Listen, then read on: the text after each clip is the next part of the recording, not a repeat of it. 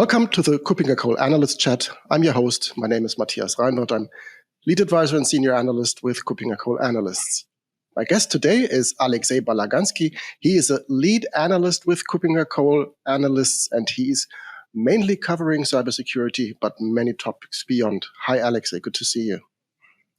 Hello, Matthias. Great to see you again. Thanks for having me.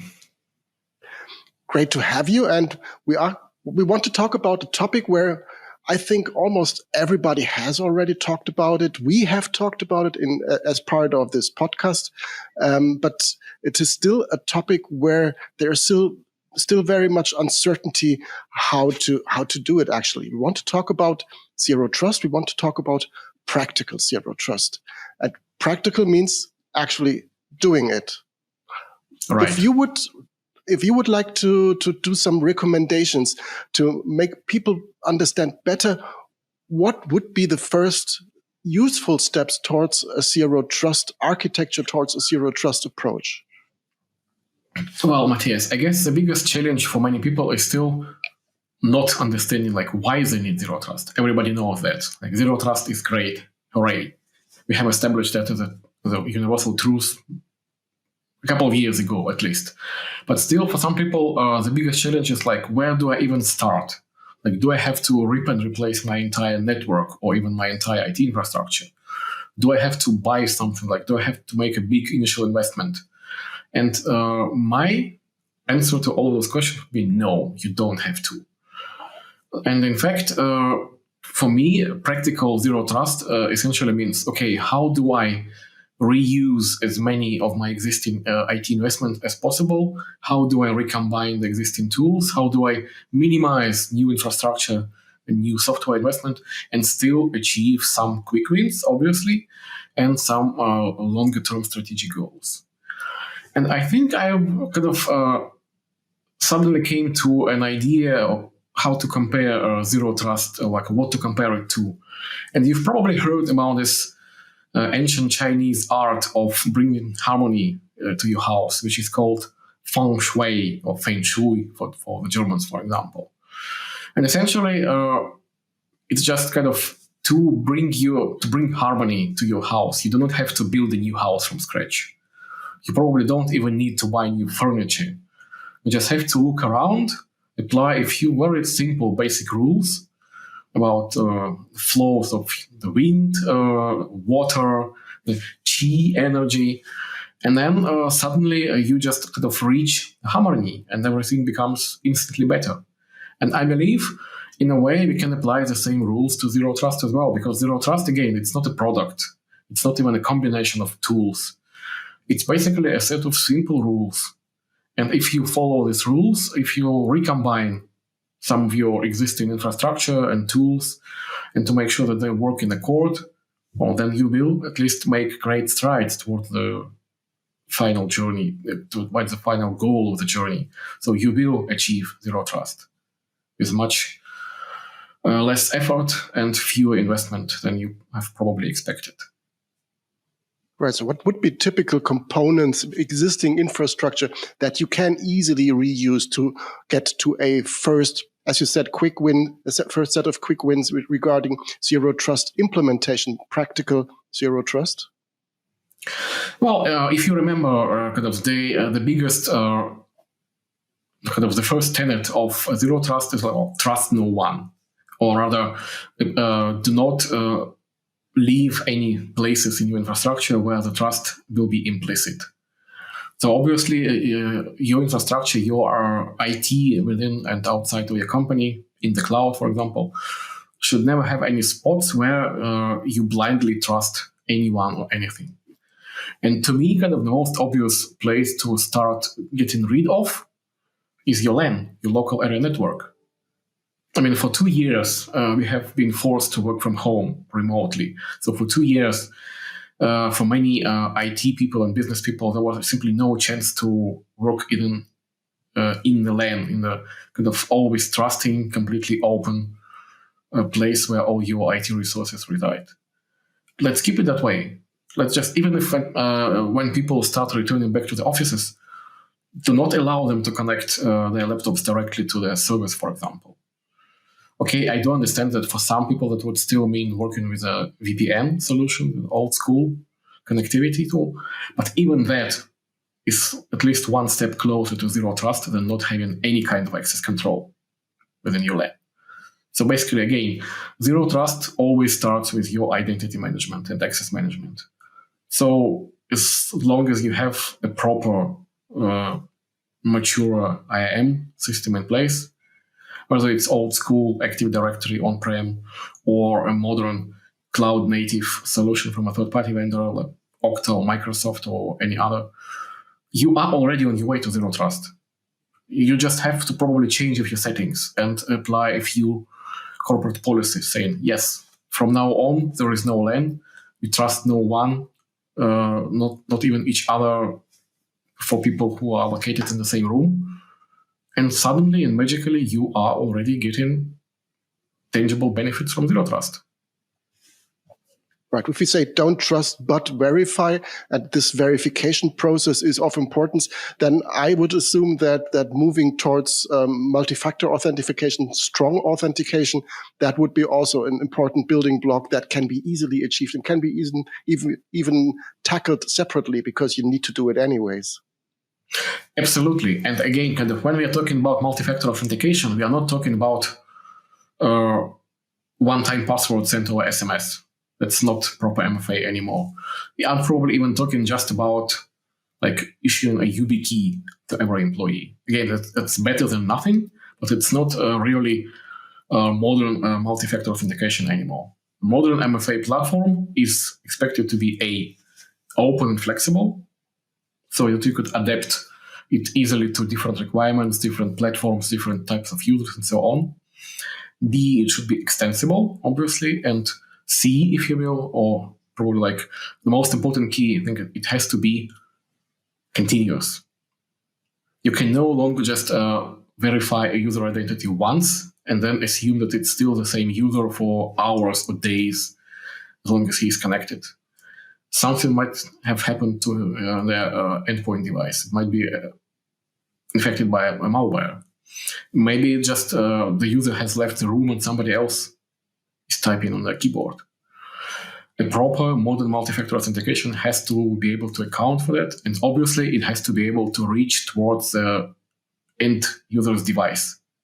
So another crucial step towards zero trust is taking your end user's devices under control.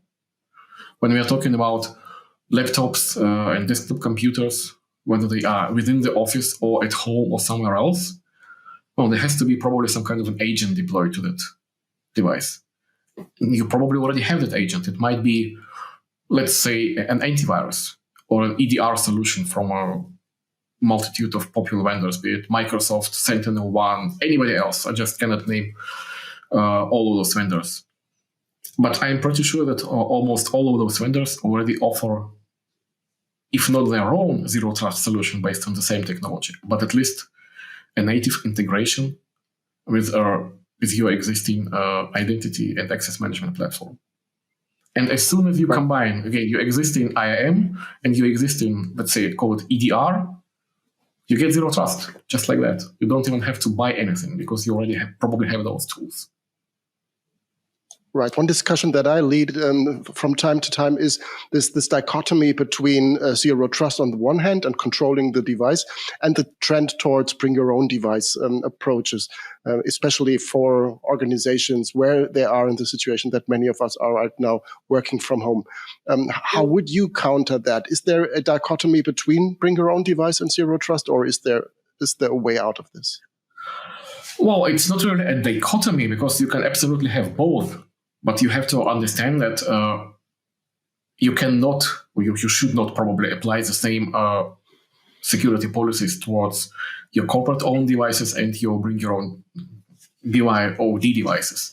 Because obviously, if you want to let your user access something really, really sensitive, your finance application, your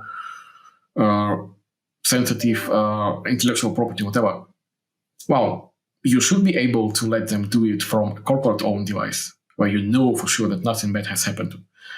But probably just you should not let your users to do that from their private iPhones, obviously. So yes, you still have to kind of maintain a baseline and view across all the devices. And of course, from a BLY device, there will be less telemetry available, but you have to account for that in your security policy.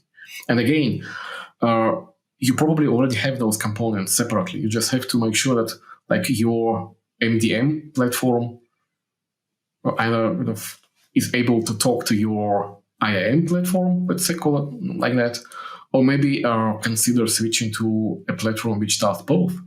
And there are vendors on the market now which actually do both. And on top of that, they would offer you unified visibility and unified alerting when something bad happens, either on your own device or within your own application or on a BYOD device. As long as you have this common visibility, you have much better control. And again, remember, it's actually written explicitly in one of the other tenets of Zero Trust. You have to monitor all your assets. And you have to take the results of that monitoring into account for every access decision. So if something is compromised, it's absolutely like out of question. The access should be terminated, ideally in real time. And you can only do it when you have this visibility. Absolutely. We talked now about the traditional corporate network and its replacement through something else. But if organizations apply a risk-based approach and start where they think security can be much more improved than it is as of now, are there other starting points for moving towards Zero Trust? Maybe, I don't know, at the factory floor, in the cloud, somewhere else. Could that also be a starting point for Zero Trust, apart from the traditional approach that we just described? Traditional, of course. Well, first of all, again, you have to understand that Zero Trust is not something in the air. Zero Trust is basically a set of rules which can be applied to different aspects of your IT infrastructure. Basically, you can think of Zero Trust for applications, for example, or Zero Trust for your databases, or Zero Trust for your cloud workloads, or Zero Trust for IoT, whatever. And even if some of those terms are not yet appearing on the market as turnkey solutions, they already exist as tools. And again, you might even have one of those tools already. The most obvious solution, like for example, Zero Trust network access. If your primary concern at the moment is how do you let your remote workers or your partners access your business applications securely, you might opt one of those solutions. And again, you don't need to build a data center. You don't need to buy any hardware. You just go bring your credit card to a SaaS-based ZTNA vendor, and they will deploy a virtual software-defined network for your company within an hour, let's say. And then you would start onboarding your existing applications to that network. It might take a day for one application and a week for another 50.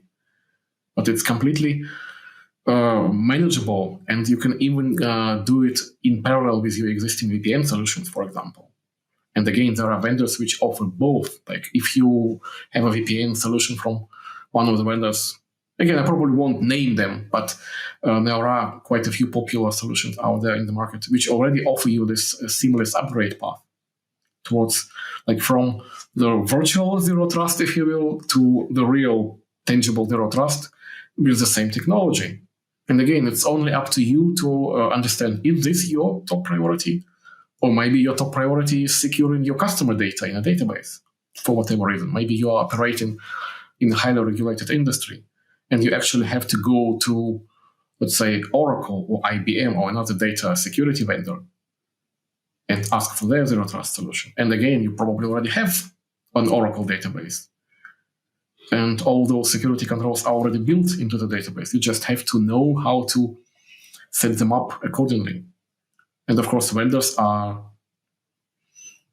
going to support you with that. And of course, analysts and independent consultancies will also be ready there to help you with that. One thing you have to keep in mind is always like, there are these quick wins, the point solutions, and there is a larger goal in the future. You just have to make sure that all those quick wins align towards the goal. But again, it's like Feng Shui. You just have to rearrange your existing furniture and put a few flowers there and a vase with water in that corner, and then you would have harmony. And in the same way, you would have zero trust. Right. That sounds promising. But the most important takeaway that I have, that it's really not that much to do, but just to start properly and to move in the right direction and taking one step after the other. And there's, of course, lots more to talk about with regards to that topic.